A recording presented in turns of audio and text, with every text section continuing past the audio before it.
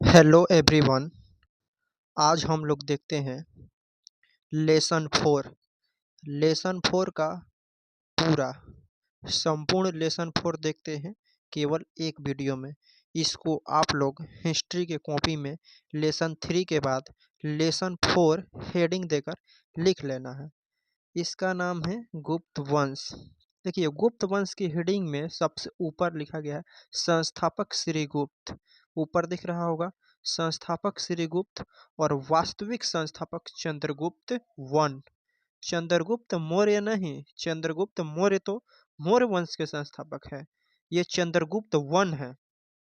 इसमें पहला लाइन देखिए, पहला लाइन है गुप्त वंश का संस्थापक कौन है? तो गुप्त वंश के संस्थापक श्री गुप्त है। 3री शताब्दी में इसका स्थापना हुआ था कौशाम्बी में। इसमें शॉर्टकट में लिखा गया है ताकि वीडियो शॉर्ट बने और ज़्यादा एमबी खर्च ना हो अपलोड करने में। इसी को अपलोड करने में लगभग 1.5 GB से 2 GB तक लग जाता है। तो गुप्त वंश के संस्थापक श्रीगुप्त 3री शताब्दी कौशाम्बी में। लैंग्वेज सुनिएगा तो इसका अर्थ समझ में आएगा। श्रीगुप्त के उत्तराधिकारी, उत्तराधिकारी मतलब दूसरा शासक घटोत्कच, घटो अथा त क च, घटोत्कच। इसके बाद गद्दी पर चंद्रगुप्त 1। इसके बाद गद्दी पर बैठता है चंद्रगुप्त 1, जिसे महान शासक कहा जाता है। यहाँ कोष्ट में लिखा गया है महान शासक, आप लोग लिख सकते हैं जिसे महान शासक कहा जाता है। इसके बाद अगला लाइन देखते हैं। अगला लाइन है इसने। इसने मतलब किसने? चंद्रगुप्त 1 ने। इसने 319 या 320 में गुप्त संवत चलाया, यानी गुप्त संवत नामक कैलेंडर चलाया। अगला स्टेप देखते हैं। इसने महाराजा धीराज की उपाधि ली। जो चंद्रगुप्त 1 था, इसने किसका उपाधि ली? महाराजा धीराज का उपाधि ली। इसने लिचस्वी की रानी कुमार देवी से शादी की। इसके बाद गद्दी पर समुद्रगुप्त बैठा। इसके बाद गद्दी पर कौन बैठा? समुद्रगुप्त। अब समुद्रगुप्त गुप्त गद्दी पर बैठा तो समुद्रगुप्त के लिए अब इसका वर्ड आएगा। समुद्रगुप्त ने आर्यावर्त के 9 तथा दक्षिणावर्त के 12 शासकों को हराया था। इसलिए बीए स्मिथ आधा बीए स्मिथ ने इसे भारत का नेपोलियन कहा था। इसे भारत का नेपोलियन कहा था, लिख दीजिएगा यहाँ पर, कहा था। इसे परम भागवत भी कहा जाता है। इनका 2 नाम, नेपोलियन और परम भागवत, यहाँ पर है। इसे परम भागवत भी कहा जाता है। अगला लाइन देखते हैं।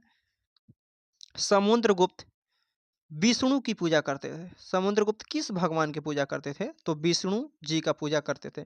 यह संगीत के प्रेमी था। कौन संगीत के प्रेमी? समुद्रगुप्त संगीत के प्रेमी थे। इनके सिक्के पर वीणा का चित्र था। जो समुद्रगुप्त सिक्का चलवाए थे, किसका चित्र था? वीणा का चित्र था। अगला तीर देखते हैं। समुद्रगुप्त के दरबारी कवि हरिशेन थे। ये क्वेश्चन आप लोग को ऑब्जेक्टिव में आया था। समुद्रगुप्त के दरबारी कवि कौन थे? हरिशेन थे। आप लोग का मोस्ट ऑफ क्वेश्चन ऑब्जेक्टिव के वीडियो से भी याद हुआ होगा। समुद्रगुप्त कविराज की उपाधि लिया। समुद्रगुप्त अपने आप को कविराज कहता था। समुद्रगुप्त ने अपने आप का कौन सा नाम रखा? कविराज। हम लोग भी अपना नाम इंस्टाग्राम पर कुछ भी लिख देते हैं, किलर बॉय, एंजल गर्ल, ये सब रख लेते हैं। वैसे ही समुद्रगुप्त भी अपना नाम क्या रख देता था? कविराज। अगला देखिए। प्रयाग प्रयस्ती, प्रयाग प्रयाग, यहाँ ग थोड़ा हल्का दिखाई दे रहा है। प्रयाग प्रयस्ती के लेखक हरिशेन था। यानी प्रयाग प्रयस्ती एक पुस्तक था जिसके लेखक था हरिशेन। अगला लाइन देखते हैं। समुद्रगुप्त के बाद गद्दी पर चंद्रगुप्त 2 बैठा। समुद्रगुप्त के बाद गद्दी पर कौन बैठा? चंद्रगुप्त 2। पहले था चंद्रगुप्त 1, इसके बाद गद्दी पर कौन बैठा?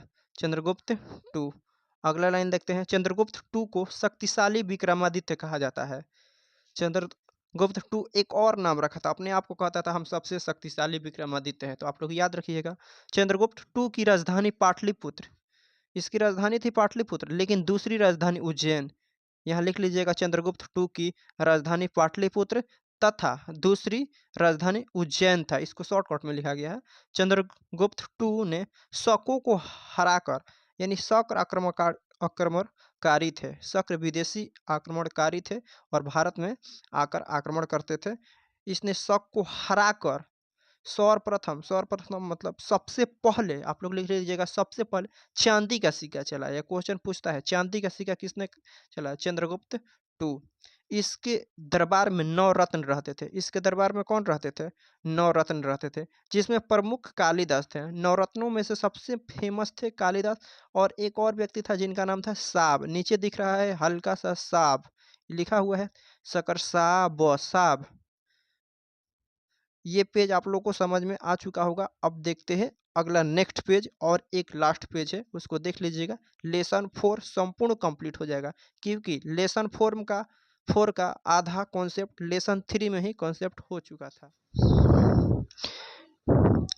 इसी के शासनकाल मतलब चंद्रगुप्त टू के शासनकाल में फहियान भारत आया था। आप लोग को बताए थे फहियान भारत आया था।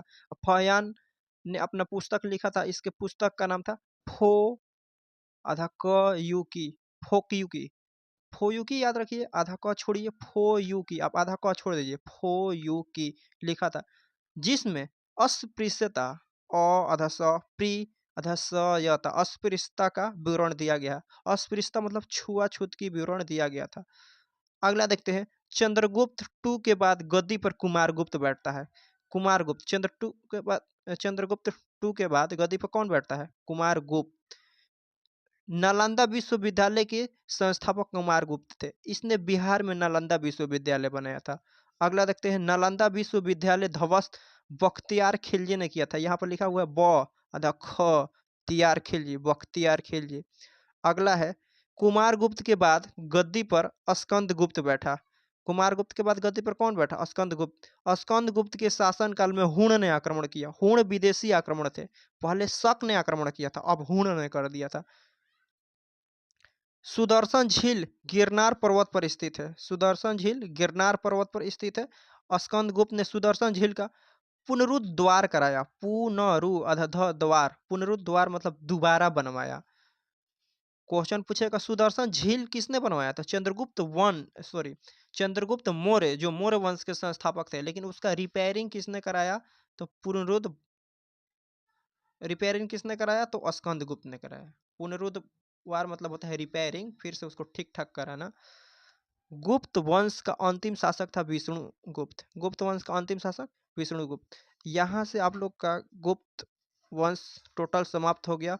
अब आगे देखते हैं, कुछ छोटा छोटा क्वेश्चन है। गुप्त काल की भाषा थी संस्कृत। ये पूरे गुप्त काल में कौन सी भाषा चलती थी? संस्कृत। ये सब ऑब्जेक्टिव पूछा हुआ क्वेश्चन है।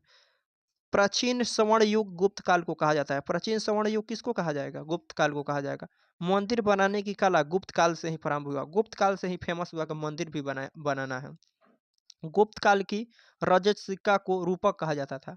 यहाँ देख लीजिएगा, गुप्त काल की रजत सिक्का को रूपक, यानी रजत का जो सिक्का बनता था उसको रूपक, यहाँ पर लिखा है सिक्का को रूपक, रूपक, ये को रूपक एक ही में नहीं है, रूपक, सिक्का को रूपक कहते हैं।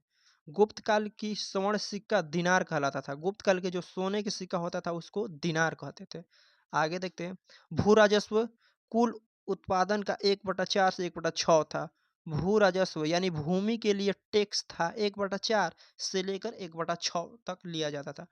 पहली बार सती होने का प्रमाण 510 ईस्वी में मिला। स्त्रियों को सती बनाने का साक्ष्य मतलब प्रमाण कब मिला? 510 ईस्वी में मिला। भानुगुप्त के एरण अभिलेख से। एरण अभिलेख का नाम है, पत्थर पर खुदाई करके लिखा गया लिखावट को अभिलेख कहते हैं, से मिला, जिसमें भोज राज्य की मृत्यु होने पर उसके समाधि पर उसकी पत्नी को भी जला दिया गया था। यहाँ पर जला है, जला दिया गया था। गुप्त राजा विष्णु धर्म के पूजा करते थे। गुप्त राजा किस धर्म को पूजा करते थे? विष्णु धर्म का पूजा करते थे। आई होप आपको ये पूरा चैप्टर अच्छे से समझ में आया होगा।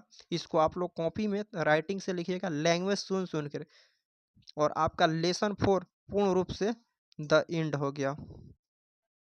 फिर आप लोग को लेसन 5 पढ़ाया जाएगा। लेसन 5 क्लास में पढ़ाया जाएगा। ठीक है, डेट्स ऑल।